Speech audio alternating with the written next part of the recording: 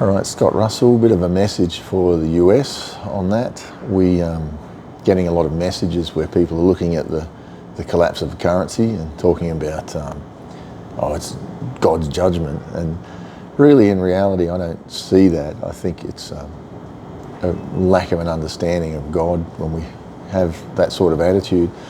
It's not judgment. When judgment comes, it's something that I think would look a lot different to that. It's the wages of sin. It's the payment of what we've done. We've taken responsibility for our own. We've done these things, and in our doing this, we've actually brought about this ourselves. And I think rather than shift the blame off to other people or other places, we need to take responsibility ourselves and say, we are where we are because of what we've done. Our own choices, our own actions have got us here.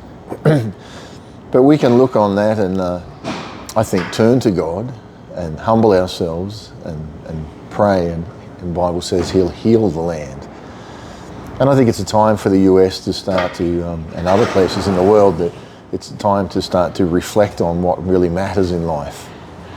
Because it's so easy to focus on things that don't matter as though they matter.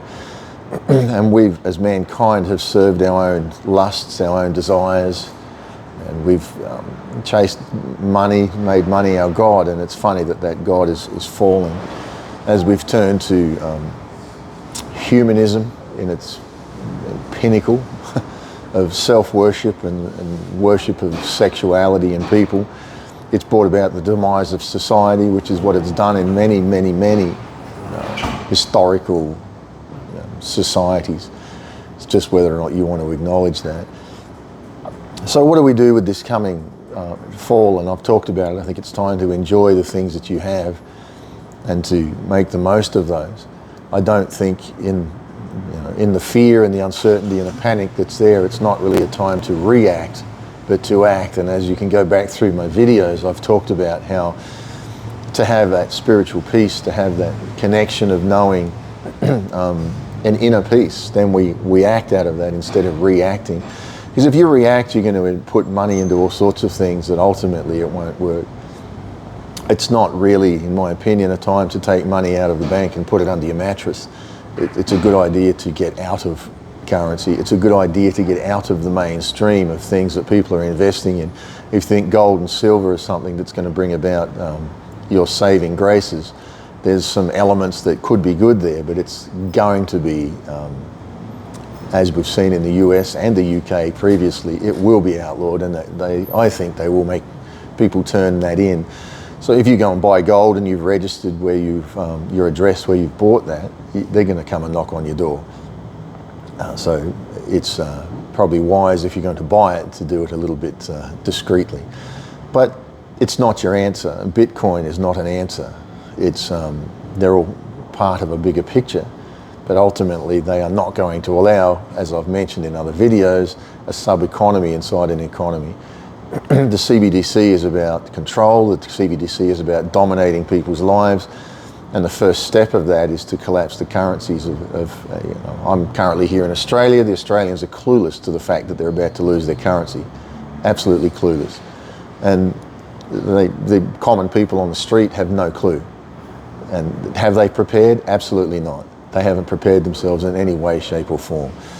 So I think in the US, if you have the uncertainty of watching the world walk away from your currency, as you're watching Saudi stepping up and fulfilling Bible prophecy, really.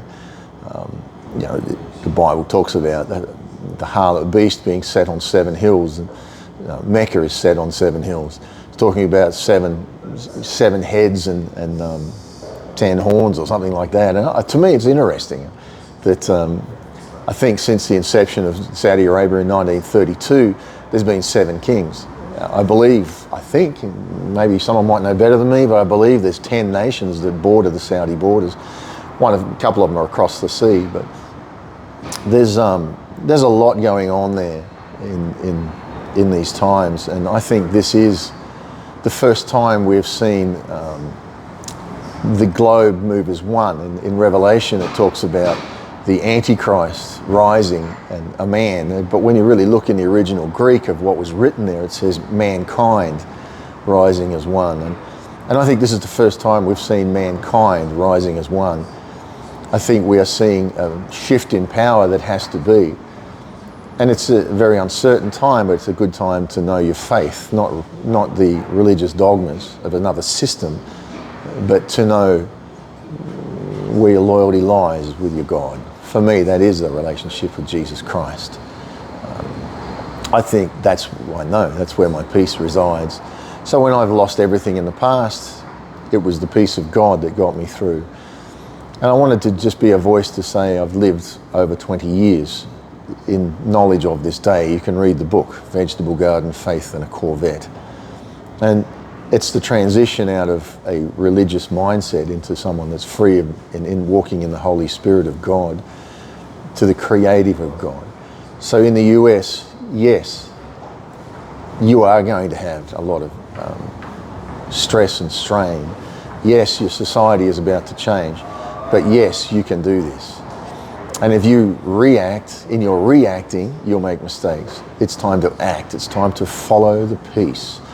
Find the peace of God. Reach out to the peace of God in your life. You say, well, I don't know how to hear his voice. God doesn't speak in words generally. He speaks in movements.